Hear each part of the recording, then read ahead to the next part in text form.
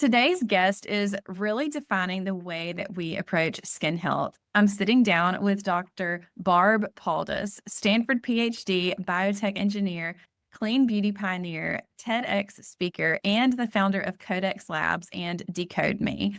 With more than 50 US patents and a background in everything from vaccine production to greenhouse gas detection, Barb brings serious science to the world of skincare, and she's leading the charge in treating skin through the gut brain skin axis.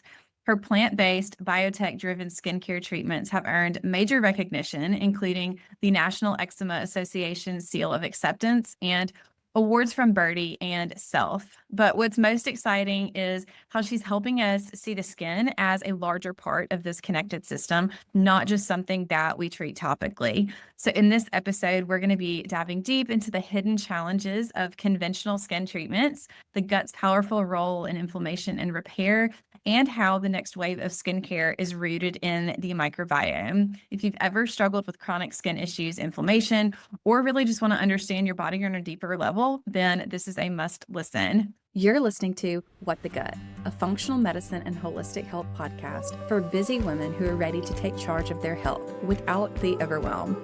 I'm Allison, your host, a double board certified family nurse practitioner specializing in functional medicine, here to help you decode the gut hormone connection and finally get the answers that you've been searching for.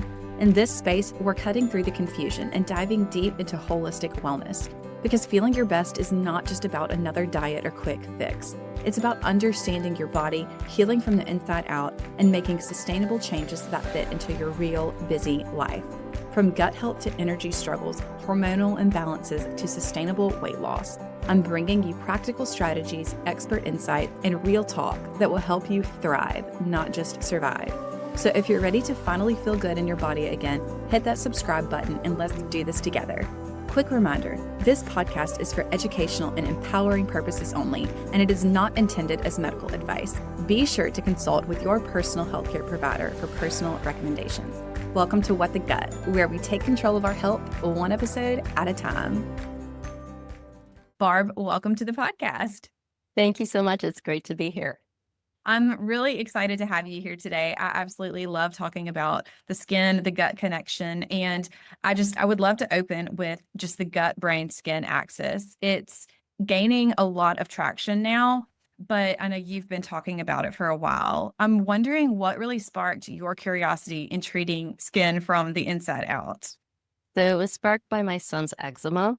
And what's amazing to me is it's actually this triangle, the skin gut brain triangle is now becoming a square with skin gut brain microbiome. And the more we learn about the microbiome, it's almost like an organ. If you look at the number of bacteria we have in and on our bodies, it's roughly 40 trillion compared to 30 trillion human cells. So we're actually not quite as human as we think we are. Yeah. And what's amazing is that the more research we now do, the more we're starting to realize that improving gut health, reducing internal inflammation, balancing our hormones, especially cortisol, which is a stress hormone, and supporting these gut and skin microbiomes, in addition to functional skincare like the topicals, can actually provide up to 3 times the benefit. So almost 50% of the issues we're seeing, whether that's acne, eczema, rosacea, or psoriasis, start in the gut. Yeah. And it sounds so weird. Like to somebody even who maybe is conventionally trained, they're like, no, like I only learned in school about all the topical stuff that we use. And that's how I was trained. As a nurse practitioner, I was trained on which steroid cream do you use? What topicals do you use? Never was the gut mentioned, but it blew my mind whenever I really started working on my gut that my skin improved. And I had bad eczema and psoriasis. I thought this is just how it is. I had gone to different specialty dermatologists, and either the treatments didn't work for me or I couldn't do some of the treatments because I was a breastfeeding mom at that time or pregnant. And it was like nothing cut it. So I honestly, like when I started working on my gut, I was not even thinking about my skin, but my skin, my eczema, like all of that went away. And I haven't struggled with that part of it since. But I know that the impact of conventional treatments like antibiotics, Accutane, steroid creams, It's rarely discussed in depth, and I would really love for you to unpack what they are really doing to the microbiome and what you wish more people knew before they started them. Absolutely. So maybe we just go back a step and talk about the gut brain skin axis because I don't think most people realize how connected they really are. So we actually have signaling pathways inside our bodies. And so our gut microbiome, for example, can influence our brain function and our mood. So that's basically the gut brain connection. And then there's a skin brain connection. And actually, if we look at our immune system, 80% of our immunity comes from our gut. So it makes sense then that inflammation can come from an imbalance in the gut bacteria. And then that inflammation becomes systemic in the body. And then that can actually cause flare ups. That can also trigger eczema, psoriasis, and acne. The brain can produce cortisol, which is a stress hormone. That goes back to hormone regulation. The gut also plays a huge role in hormonal regulation.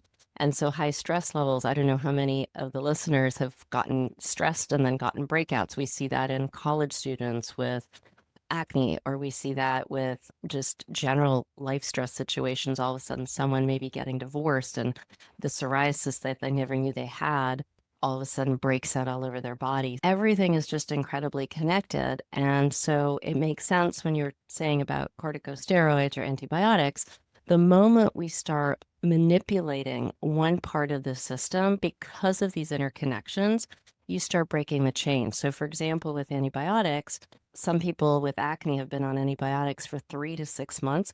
That wipes out your gut microbiome. So, basically, whatever gut microbiome you might have started with is gone. And so now imagine it changes your nutrient absorption. So, for example, you can develop vitamin and mineral deficiencies, vitamin D or zinc or omega fatty acids. And then that unhealthy gut can lead to duller, drier skin while you're being treated for acne. Or, for example, the gut microbiome and the skin microbiome communicate. So if you're using very harsh topicals and you're stripping that skin microbiome, all of a sudden you're taking away a piece of the chain. And so now the gut microbiome is not sure how to communicate, and that might drive inflammation. It's one of these things that I think we have to start looking at treatments as a whole body or holistic treatments, and you can't just muck around with one part of the body and not expect it to have an effect in the other parts. And the skin is ultimately the final reflection of what's going on inside. The internal problems can start. Your skin might be able to compensate, sometimes even for years or a decade. And then all of a sudden, there can be a stressor or something happens and you're just breaking out and going, but I didn't know I had eczema, or I didn't know I had psoriasis. And I can almost hear some of my listeners saying, okay, but what if me or my child has really bad acne and we really need to do Accutane or something? It's okay. Start with the gut, though. Start with eating real whole foods, things that nourish your gut, eliminate those processed foods, sugar, just some simple things like that before you even attempt to try something topical that is a corticosteroid or antibiotic because of the implications. Yeah. And I totally agree. So, for example, our wheat today is not the same as the wheat that our parents had. It's been genetically modified. It has about 10 times more gluten. So that piece of white bread you're eating is going to have a totally different effect on your gut. And as you mentioned, sugar, processed foods, and also creamy foods that have these synthetic emollients in them. Research is now showing that they do have an effect on your gut microbiome, and then they can actually start killing off part of your gut microbiome. So I would say that the old adage of have color on your plate, it's always harder to do. Those reds, those yellows, those greens, those purples, rich in vitamins, rich in minerals, fiber, prebiotics, fermented foods. Try to get your child to like sauerkraut. That was actually a turning point for my son's eczema when he decided sauerkraut wasn't that bad and it's very high in vitamin C. And there's simple things, there's simple, affordable things. And I would say, as you said, start with food. If you need a little bit of help with the gut microbiome, there are tests out there that you can do to see if your child is really missing some of the keystone species. Sometimes taking a probiotic can help rebalance the gut. And then there's often gut inflammation. So we've actually developed a supplement that reduces the gut inflammation and helps the gut rebuild the lining, because it turns out our gut linings and our overall the state of our gut. That's why a lot of us have a leakier gut than we think we do. And then for people with eczema, you eat something you might be slightly sensitive to and you have a flare up again. And that, I know you mentioned one of the supplements that y'all have got now. And one of the things that I do love and appreciate about the work you do is this like integrative biotech approach, and especially how you use science to protect the microbiome rather than strip it. And I'm wondering though, like what, as far as the supplements go, like what are some of these products and developments that you're most excited about right now? So we have a couple. So we have four, and one of them still has to go back on the market.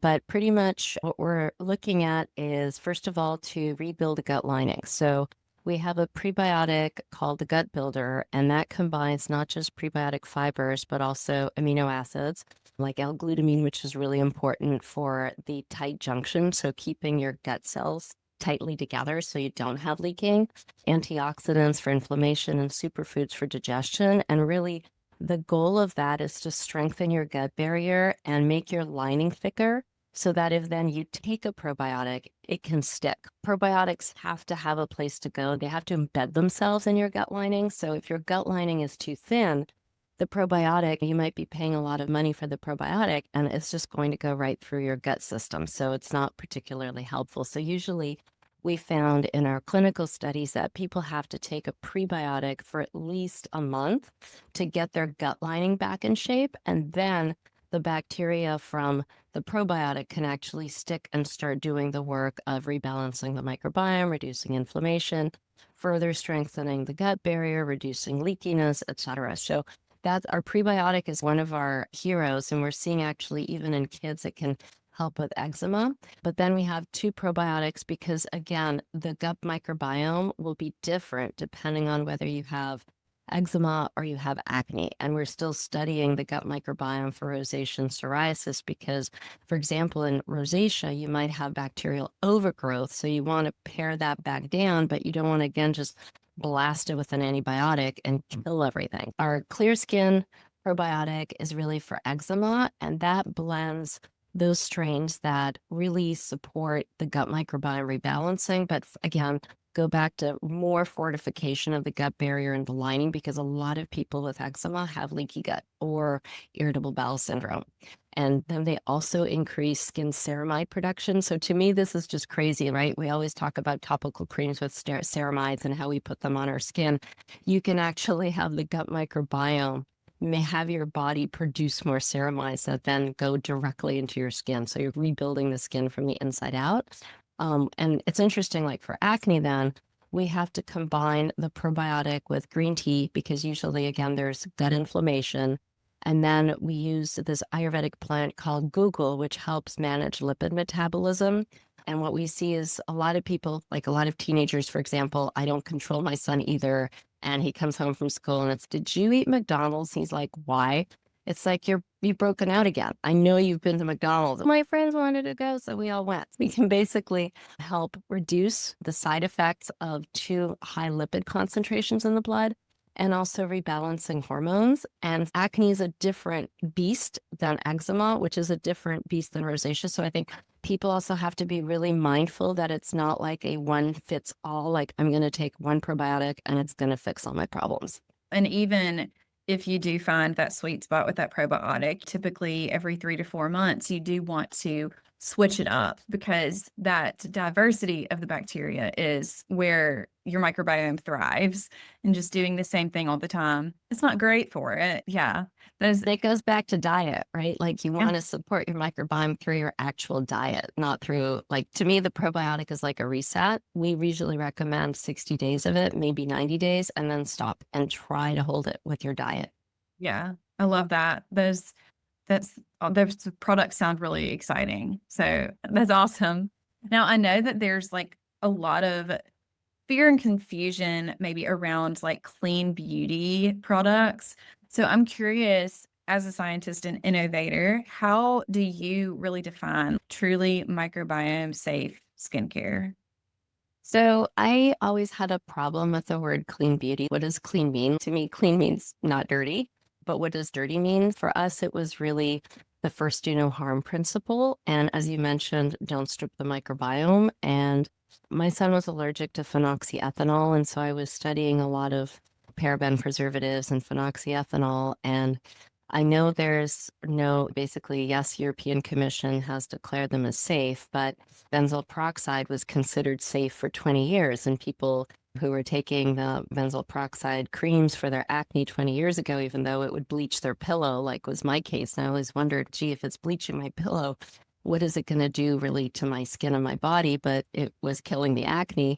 Now, 20 years later, right, there's basically a voluntary recall of products with benzoyl peroxide because they're not temperature controlled and there's benzene in them, which we all know is not good for us. And to me, I just figured if we can avoid these typical preservatives and we can develop something that's microbiome friendly and similar to what we have in our microbiome, then by definition, that should be better. And so we developed a preservative system based on ferments of lactobacillus, which exists naturally on our skin. And it basically preserves the product. We also have some ferments of coconut and corn in there and a little bit of sodium, potassium sorbate and sodium benzoate, which are commonly used preservatives in food that, again, we've been using for hundreds of years to preserve everything from salami to ice cream to soda. And so we figured if we can make something that's edible and generally recognized as safe by the FDA, even if it's used on a baby that sticks its hands in its mouth or its feet in its mouth, or you use your hands to touch food, then we know that it'll be about as safe as we can get within the current knowledge base of generally recognized safe substances. Yeah. So these products that you have, do you have any that are topical? Yeah, so we have our eczema relief lotion. It was launched at the end of February on the market. We're seeing amazing results, and I can then talk about some of the clinical data, but it uses that preservative system. And what we're also seeing is that when people with compromised skin, they tend to get more infections. And so the more you can protect their natural microbiome, the fewer infections they're going to get because you're not stripping that natural barrier to essentially what can infect the skin if it's not there. So yes, we've seen actually the preservative system really shine with skin conditions. Yeah, that's awesome. It seems like lately I've been getting a lot of mama friends who are like, my baby has eczema. I can't do anything about it. What's going on? And it's not always easy. It's tricky to influence their gut microbiome. It's hard to eliminate dairy, and then especially if you're breastfeeding, because I went Right. through this with my son, you're wondering how it goes through you, how your body processes it. So I ended up eliminating gluten and putting him on formula to try to get rid of the dairy component. I'm not sure how effective that was. It helped some, but yeah. So for us, basically, that's why we developed this lotion and the soap. And it's your basic set. You wash the baby with the soap and you put the lotion on as a moisturizer. And we've seen over 90% improvement in under a month in the eczema. So it's a great way of controlling it. I wish I'd had it 16 years ago when I was calling my mom and making stuff with coconut oil and vitamin B12 and just mucking around trying to do everything but put corticosteroids on them. Yeah, that's awesome. Now, for someone who is listening and is stuck in this cycle of these flare-ups, whether it be acne, eczema, psoriasis, they're using different creams and they also got gut issues. What's a good hopeful starting point for them? So I'd say a good starting point is to swap out their soap, their cleanser, their body cleanser. And again, you're going to laugh, but it took us 4 years to develop a soap that didn't strip the microbiome. Like I would never have expected 4 years ago to be sitting here going, that was one of the hardest things we ever did. We wanted something that was affordable. We wanted something that was sustainable. And obviously we wanted something that worked. And so we found a way to have a very high glycerin content soap, but that doesn't strip the microbiome, and that's almost pH neutral. I would say washing, and not overwashing. Like you don't need 3 showers a day. If you're exercising, obviously you need a shower, but sometimes for those flare-ups, less is more. So if you can just wash once a day, not hot water, like lukewarm water. I know it's not the greatest to shower in a lukewarm shower, but your skin will thank you for it. And then not rub when you come out of the shower. So not use the towel to dry rub, but just pat yourself dry, leave a little bit of that moisture on, and then immediately apply moisturizer. And so that will start saving your skin. And then I would say for a lot of these inflammatory conditions, antioxidants. Antioxidants are great. Everything from vitamin C for eczema, vitamin D. Zinc is great also for acne. Eating omega-3 fatty acids like fish, eating fish actually helps our skin barrier and reduces inflammation. So just good, healthy diet and trying to sleep. Like honestly, diet, sleep, and a little bit of exercise, even if it's 30-minute walk, and it doesn't even have to be like, you don't have to be running, like a brisk 30-minute walk every day, preferably where there's some greenery, can have a major impact on skin health. Yeah. All the things that you wouldn't think. Yeah. All the basics we all talk about and hear about, and we never do. But it's awesome because I was talking to somebody about this the other day, and I was like, things that help your gut. And it was like all of these different things that don't have to do with your gut, but it's literally like all the same thing because of that gut, brain, skin, microbiome axis. It's all connected. And it blows my mind because like you and I, we know all of this now, but even in my conventional training, why wasn't this stuff taught? You maybe get 1 or 2 hours of nutrition in your whole program, right? You're lucky. That's it. Yeah. If you're lucky. It's eye-opening. And people like you and I who have experienced some kind of health issue, like with your son and his eczema or whatever, because of our experiences, we're able to say that's contributed to where we've gotten and the research that you've done too, which is, it's awesome to see things like that be used for a good purpose. Exactly. And when I keep telling people it's your lifestyle, it's your habits that are the most important. We're like a Band-Aid. Like we have an amazing lotion. Yes, it'll stop you from itching, but long term, it's still a Band-Aid. Like prebiotic rich foods. Go get some garlic, go get some onions, or eat bananas, asparagus, basic stuff. That'll help you in the long run. And those habits will help you contain the flare-ups long term. And like you said, like the supplements, the lotions, things like this, you don't want to have to use it forever. So using that as a tool while you're changing all of these other lifestyle habits and what you eat and how you eat and all of that's the way to do it.